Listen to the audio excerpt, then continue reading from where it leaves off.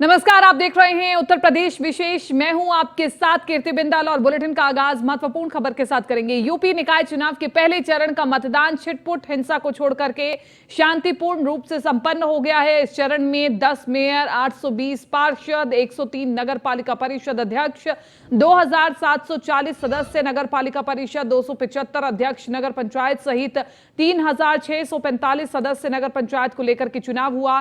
पहले चरण में लखनऊ, सहारनपुर, मुरादाबाद, आगरा, झांसी, प्रयागराज, देवीपाटन, गोरखपुर और वाराणसी समेत 9 मंडलों के लिए 37 जिलों में वोट डाले गए। वोटिंग को लेकर के लोगों में खासा उत्साह भी दिखाई दिया। ये तमाम तस्वीरें आपको दिखा रहे हैं। आप देख सकते हैं कि पूरी उचित व्यवस्थाओं के बीच में मतदान संपन्न हुआ।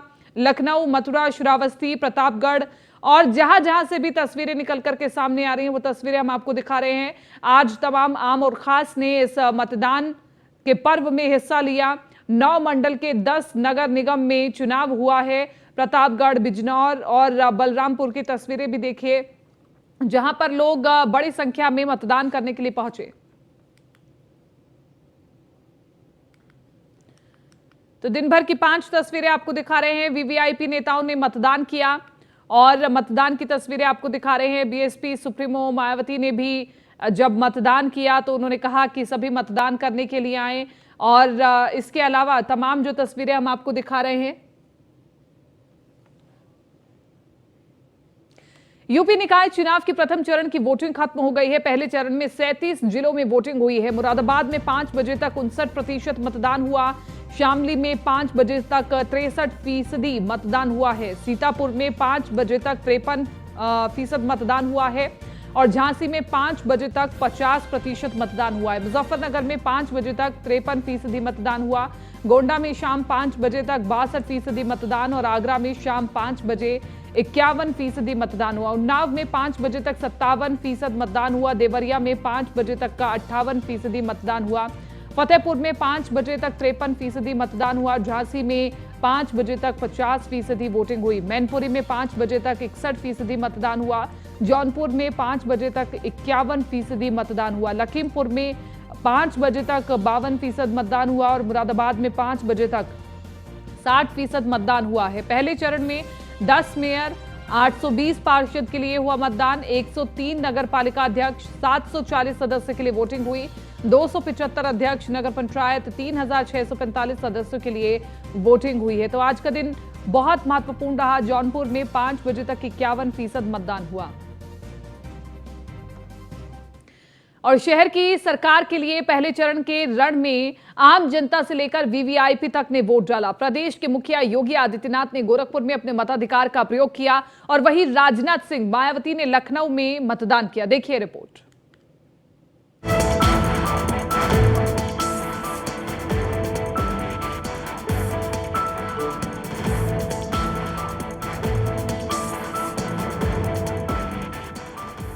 ये लोकतंत्र का महोत्सव है।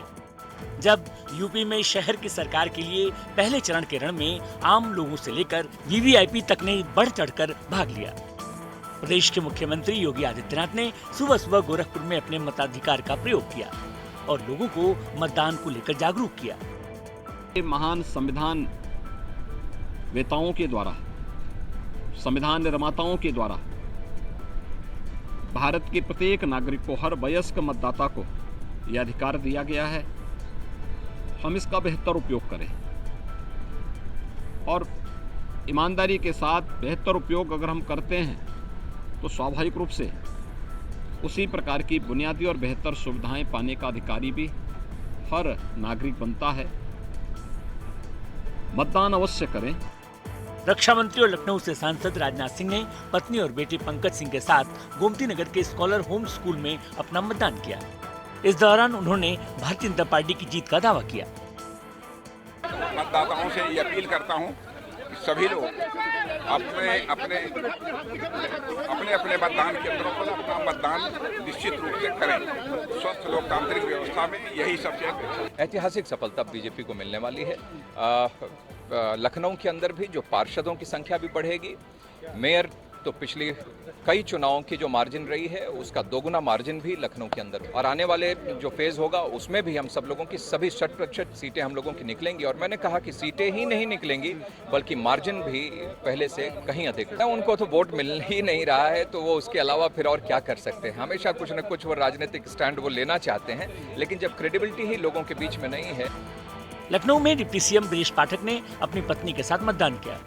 इस दौरान उन्होंने भारतीय जनता पार्टी की भारी बहुमत से जीत का दावा किया और अपनी सरकार की उपलब्धियां गिनाई। तो वहीं प्रयागराज में डिप्टी सीएम केशव प्रसाद मौर्य ने मताधिकार का प्रयोग किया। लोगों से अपील करता हूं, पहले मतदान करें, फिर जलपान करें और एक तरफा वोट बीजेपी को प्रदान करें, क्योंकि बीजेपी ही प्रदेश को विकास के पथ पर तेजी के साथ आगे ले जा रही है और उत्तर प्रदेश में कानून का राज और मजबूत हुआ है। बीजेपी को आम जनता, महिलाएं, व्यापारी, किसान सब लोग चाहते हैं कि बीजेपी ही आए। उत्तर प्रदेश सरकार के कैबिनेट मंत्री डॉक्टर संजय निषाद ने अपने परिवार के साथ गोरखपुर में मतदान किया। मतदान के बाद डॉक्टर संजय निषाद ने कहा, पहले मतदान फिर जलपान। वोट से अपने समाज का, व्यक्ति का, क्षेत्र का, देश का विकास होता है। उनके पैसे और उनके भविष्य का अभिभावक है। कैसा अभिभावक चुनते थे 70 साल पहले? मोदी को अभिभावक के रूप में चुना तो देश में अर्थव्यवस्था में 5वें नंबर पर आए। आज G20 का नेतृत्व करें। उत्तर प्रदेश में योगी जी को अभिभावक के रूप में चुना तो आप क्या पाए? और क्षेत्र में आप अपने नगर निगम में अपना विकास चाहते हो, अपने निकाय का विकास चाहते हो तो आप सही जगह बटन दबाओ। भारतीय जनता पार्टी ने बहुत कुछ किया है और ट्रिपल जब से केंद्र और राज्य में अगर आपकी सरकार है तो निकाय में भी आपकी सरकार होनी चाहिए। इसलिए बसपा चीफ मायावती ने लखनऊ के चिल्ड्रंस पैलेस नगर निगम के स्कूल में मतदान किया। वोट डालने के बाद मायावती ने कहा, मुझे भरोसा है कि हमारी पार्टी को अच्छा रिस्पांस मिलेगा। हमारी पार्टी ये चुनाव अकेले अपने बलबूते पर पूरी तैयारी और दमदारी के साथ लड़ी है। हमें पूरा भरोसा है कि हमारी पार्टी को अच्छा रिस्पांस मिलेगा, अच्छा रिजल्ट आएगा हमारी पार्टी का। और इसके साथ ही मैं पूरे यूपी में जो पहले चरण से जुड़े हुए मतदाता हैं उनसे मैं पुरजोर अपील करती हूँ कि वो अपना वोट डालने के लिए जरूर निकले। सबके अपने अपने दावे हैं। लोगों के मन में क्या है, 9 मंडलों के 37 जिलों में मतदाताओं ने अपना फैसला दे दिया है। अब 13 मई का इंतजार है जब मतगणना होगी। Bureau report, news 1 India. और लखनऊ से अगली बड़ी खबर आपको बता रही, यूपी की 2 विधान परिषद सीटों के लिए होगा चुनाव। 11 से 18 मई तक दोनों सीटों के लिए नामांकन होगा। 22 मई को नाम वापसी की अंतिम तिथि होगी। 29 मई को दोनों एमएलसी सीटों के लिए मतदान होगा। 29 मई को ही दोनों एमएलसी सीटों का रिजल्ट आएगा। तो एमएलसी बनवारी लाल के निधन होने से खाली है सीट और एमएलसी लक्ष्मण प्रसाद आचार्य के इस्तीफे से खाली हुई है सीट। यूपी विधानसभा के सदस्य करेंगे दोनों सदस्यों का चुनाव। तो बड़ी खबर आपको बता रहे हैं, यूपी की 2 एमएलसी सीटों के लिए चुनावों का ऐलान हो चुका है और एमएलसी बनवारी लाल के निधन होने से एक सीट खाली हुई है और दूसरा एमएलसी लक्ष्मण प्रसाद आर्य के इस्तीफे से सीट खाली हुई है। तो आपको बताएं कि यूपी विधानसभा के सदस्य ही एमएलसी का चुनाव करते हैं। तो बड़ी खबर आपको बता रहे हैं, यूपी की 2 विधान परिषद सीटों के लिए चुनाव होगा। 11 से 18 मई तक दोनों सीटों के लिए नामांकन होगा।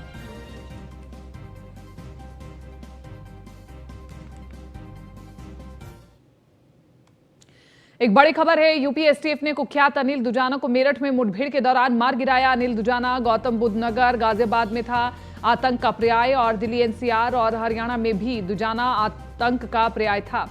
करीब 1 हफ्ते पहले जेल से जमानत पर बाहर आया था अनिल दुजाना और बाहर आने के बाद ही गौतम बुद्ध नगर में गवाहों को धमकी दी गई थी। अनिल दुजाना पर अलग अलग धाराओं में 62 केस दर्ज हैं और यूपी पुलिस ने दुजाना पर 75,000 रुपए का भी इनाम रखा हुआ था। यूपी एसटीएफ ने 25वें स्थापना दिवस पर एक और सफलता अपने नाम कर ली है। 4 मई 1998 में यूपी एसटीएफ का गठन हुआ था और यूपी एसटीएफ ने सबसे पहले श्री प्रकाश शुक्ला को ढेर किया था। तो आपको बताएं कि 61 माफियाओं की लिस्ट में नंबर 42 पर अनिल दुजाना आता था और एक और माफिया का हिसाब किताब हुआ है। एक और माफिया को मिट्टी में मिला दिया गया है, लेकिन बड़ा सवाल यही है कि अब अगला नंबर किसका होगा। तो पश्चिम यूपी के टेरर पर लगाम लग चुका है। अनिल दुजाना का नाम काफी सुर्खियों में रहता था।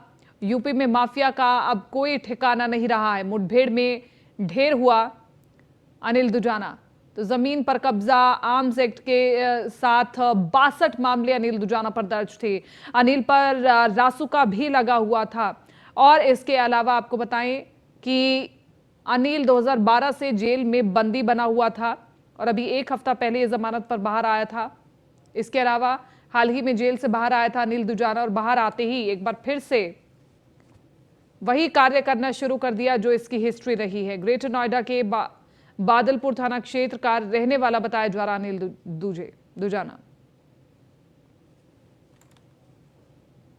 तो अनिल दुजाना के एनकाउंटर पर स्पेशल डीजी प्रशांत कुमार ने बताया कि दोपहर करीब 3 बजे मेरठ में एसटीएफ और बदमाशों के बीच मुठभेड़ हुई और इस मुठभेड़ गैंगस्टर अनिल दुजाना घायल हुआ, जिसके बाद भी उसकी मौत हो गई। उन्होंने ये भी बताया कि गैंगस्टर के पास से 2 पिस्टल और भारी मात्रा में कारतूस बरामद हुए हैं। अनिल दुजाना नामक बदमाश जो कि अभी कुछ दिनों पहले ही जेल से छूटा था, वो अपने साथियों से मिलने बागपत से मुजफ्फरनगर जा रहा है। इस सूचना पे हमारी स्पेशल टास्क फोर्स की टीम वहाँ मौके पे लगी थी और जब एसटीएफ टीम से आमना सामना हुआ तो उसने दूसरा रास्ता बदला और वहाँ उसकी गाड़ी टकरा गई। इसके बाद से बदमाशों की तरफ से फायरिंग हुई। लगभग 15 से 20 राउंड फायर बदमाशों की तरफ से हुई। प्रारंभिक सूचना के हिसाब से एसटीएफ की टीम ने भी फायरिंग की। इस फायरिंग में अनिल दुजाना घायल हुआ, जिसकी बाद में मृत्यु हो गई। उपरोक्त बदमाश के पास वो एक 4 पहिया गाड़ी में ट्रैवल कर रहा था। उसके पास से 32 की पिस्टल, एक 30 की पिस्टल और भारी मात्रा में कारतूस बरामद हुए। अनिल दुजाना के एनकाउंटर के बाद यूपी एसटीएफ के चीफ अमिताभ यश और मेरठ जोन के एसटीएफ पुलिस अधीक्षक कुलदीप नारायण ने क्या कुछ कहा है, आपको सुनवाते हैं। अनिल दुजाना जो एक ग्रेटेड गैंगस्टर है वेस्टर्न यूपी का और इस पर बहुत बड़ी संख्या में मुकदमे कायम है। ये जानकारी प्राप्त हुई है कि कॉन्ट्रैक्ट किलर भी था। 18 मर्डर के केसेस इस पर है। इसे एसटीएफ की मेरठ यूनिट ने एक मुठभेड़ में मार गिराया है। बाकी डिटेल्स अभी अवेटेड है। डिटेल्स मिलने पर मैं आपको बाकी अभी इसकी डिटेल्स अवेलेबल नहीं है। जैसे ही डिटेल्स अवेलेबल हो जाएंगी मैं आपको डिटेल्स उपलब्ध करा दूंगा। जैसे ही टीम से कांटेक्ट होता है और उनसे सारी जानकारी प्राप्त होती है मैं आपको। दुजाना एक बहुत ही जोरदार अपराधी है और इसके विरुद्ध कुल 65 मुकदमे दर्ज हैं। आज एसटीएफ को मेरठ यूनिट को मुखबिर से सूचना मिली कि ये बागपत से मुजफ्फरनगर जा रहा है और इस सूचना पर एसटीएफ की टीम मेरठ यूनिट यहाँ पहले से लग गई थी और उसने उसको रोका तो फिर उसने जवाबी फायर की इधर भागते हुए और जिसमें क्रॉस फायरिंग में उसको गोली लगी, जिसे अस्पताल ले जाया गया और जहाँ घोषित कर दिया गया। कितने का इस पे इनाम था? इस पर कोई इनाम नहीं था इस बार। दुजाना एक बहुत ही यूपी एसटीएफ की मुठभेड़ में मारा गया अनिल दुजाना करीब 2 साल पहले पूजा नामक लड़की से शादी उसने रचवाई थी और उसकी शादी पैतृक गांव में हिंदू रीति रिवाजों के साथ हुई थी। अनिल की पत्नी पूजा बागपत जिले के घिटौरा गांव की रहने वाली है और अनिल दुजाना अपनी पत्नी पूजा को जिला पंचायत अध्यक्ष बनाना चाहता था। पूजा से शादी करने के बाद अनिल दुजाना कुछ दिनों के लिए साइलेंट रहा। फिर जिला पंचायत अध्यक्ष चुनाव आया तो उसने अपनी बीवी को टिकट दिलवा दिया। हालांकि तत्कालीन पुलिस कमिश्नर आलोक सिंह ने अनिल दुजाना के खिलाफ शिकंजा कसा और जयचंद प्रधान हत्याकांड में एक और मुकदमा दर्ज हो गया, जिसके बाद पूजा ने अपना नामांकन पत्र वापस ले लिया था। जयचंद हत्याकांड में उसकी पत्नी संगीता ने बादलपुर कोतवाली में दर्ज करवाया था।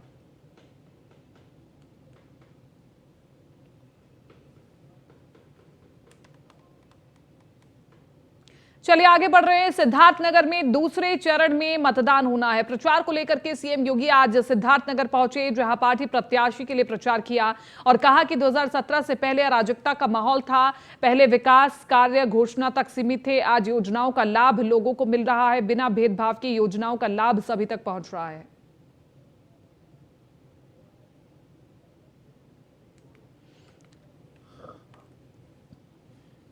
हमने सशक्तिकरण पर जो ध्यान दिया और सशक्तिकरण के इसी कार्यक्रम को आगे बढ़ाते हुए आज मैं आपके पास आया हूं आपसे कहने के लिए भाइयों बहनों, आज भारतीय जनता पार्टी एक तरफ विकास के कार्यों को आगे बढ़ा रही है। कोई सोचता था सिद्धार्थनगर जनपद में मेडिकल कॉलेज होगा, कोई सोचता था यहाँ केंद्रीय विद्यालय स्वीकृत होगा, कोई सोचता था कस्तूरबा गांधी विद्यालय हर विकास खंड में होंगे, कोई सोचता था सिद्धार्थनगर जनपद की भी सड़कें चमचमाती भी दिखाई देंगी। भाइयों बहनों, यह एक हकीकत है और उसी हकीकत को कहने के लिए हमने माधव प्रसाद त्रिपाठी जी के नाम पर सिद्धार्थनगर के मेडिकल कॉलेज का नामकरण किया। 2017 के पहले उत्तर प्रदेश में क्या था, शहर कूड़े के ढेर लगते थे, शहरों में शोधों का आतंक हुआ करता था, नगरीय क्षेत्र में भारी जल जमाव का सामना करना होता था, ट्रैफिक जाम की समस्या अलग थी। 2017 के पहले एक पार्टी विशेष के लोगों के हाथों में तमंचे होते थे, व्यापारियों से रंगदारी वसूली की जाती थी। आज मैं कह सकता हूं 17 के बाद नगरों में कूड़े के ढेर नहीं बल्कि हमारे नगर भी स्मार्ट सिटी के रूप में आगे विकसित होते जा रहे हैं। राजधानी लखनऊ में एक ऐसा मामला सामने आया जिसने पुलिस महकमे को शर्मिंदा कर दिया। पुलिसकर्मी द्वारा स्कूली छात्रा से छेड़छाड़ करने का वीडियो सोशल मीडिया पर तेजी से वायरल हो रहा है और इस वीडियो में स्कूटी सवार कांस्टेबल स्कूली छात्रा से छेड़छाड़ करता हुआ साफ नजर आ रहा था। वीडियो में पुलिसकर्मी स्कूटी पर सवार है और साइकिल से स्कूल जा रही छात्रा पर छींटाकशी कर रहा है। देखिए रिपोर्ट। रक्षा की बना भच्चक, वर्दी की इज्जत हुई तार तार, पुलिस कर्मी ने पार की शर्म की हदें, राह चलते स्कूली छात्रा से छेड़छाड़।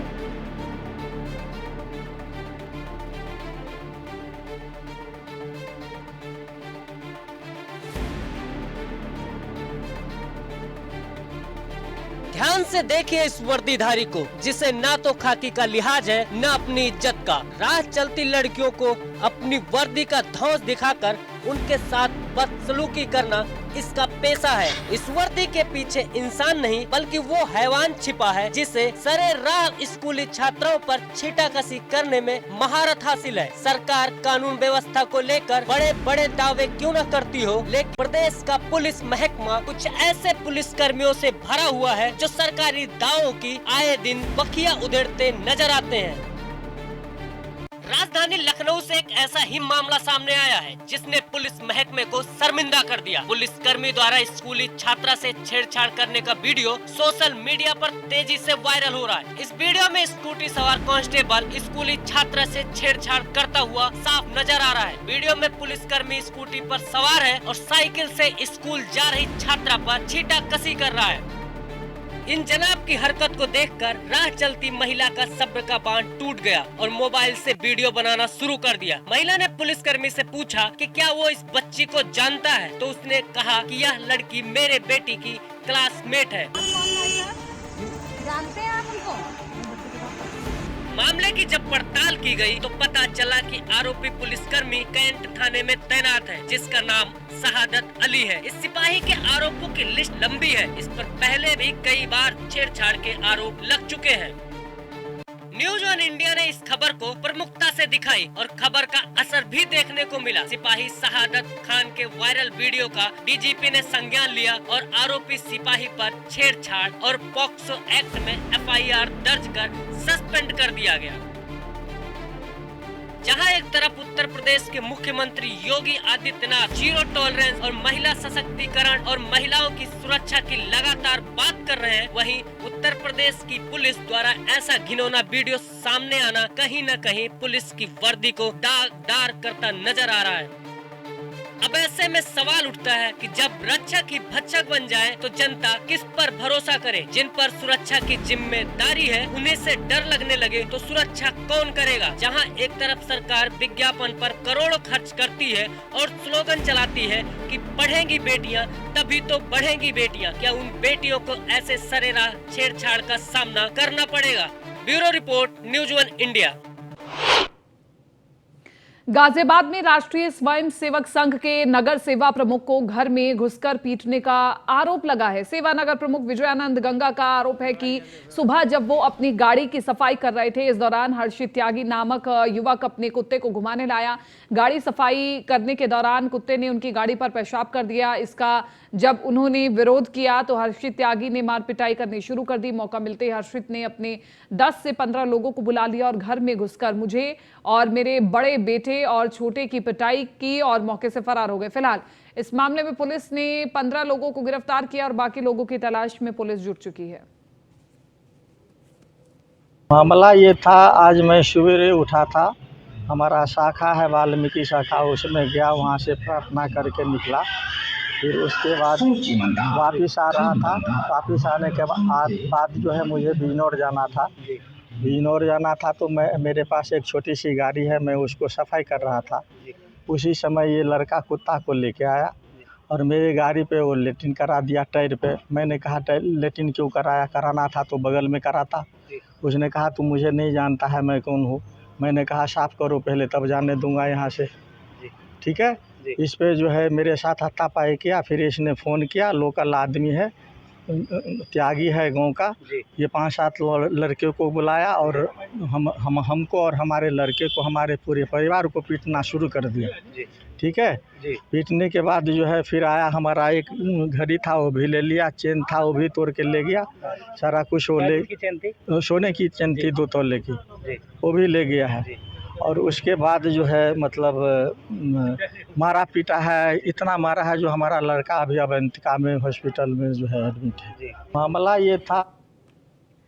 तो देखिए, गाजियाबाद से पूरी खबर आपको बता रहे हैं, जहां पर आरएसएस के नगर सेवा के बेटे को जाकर के घुस करके मारा गया है। 10 से 15 लोगों पर मारपीट करने का आरोप लगा है। पुलिस ने मामले में 5 लोगों को हालांकि गिरफ्तार भी कर लिया है। लेकिन आप देखिए कि किस प्रकार से छोटी छोटी घटनाएं इतनी बड़ी हो जाती हैं और आपस में मारपीट शुरू हो जाती है।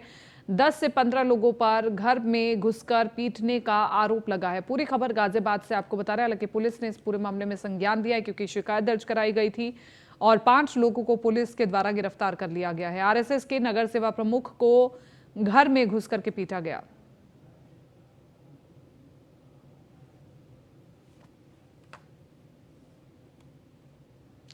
अयोध्या की एक चुनावी जनसभा में मुख्यमंत्री ने क्या कुछ कहा, आपको सुनवाते हैं।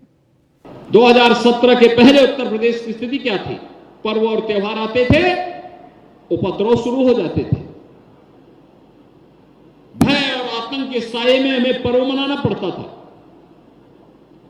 17 के बाद प्रदेश में कोई दंगा सुना है क्या? कोई दंगा होता है उत्तर प्रदेश में?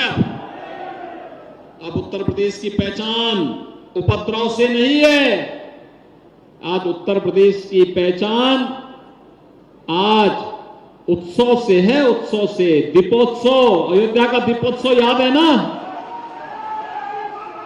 ये डबल इंजन सरकार की देन है, अयोध्या को उसकी पहचान दिलाने का। देव दीपावली, मथुरा वृंदावन में रंगोत्सव, ये उत्तर प्रदेश की पहचान बन रही है। उत्सव और महोत्सव का प्रदेश है उत्तर प्रदेश। उपद्रव और माफिया का प्रदेश नहीं है उत्तर प्रदेश। और उपद्रव और उपद्रवी और माफिया के लिए उत्तर प्रदेश में कोई जगह नहीं है। और इसलिए भाइयों बहनों, आपने देखा होगा, हमने राम राज्य की उस परिकल्पना को साकार किया। योजना सबके लिए, तुष्टीकरण किसी के नहीं। फिलहाल इस बुलेटिन में मेरे साथ इतना ही। दीजिए इजाजत, नमस्कार।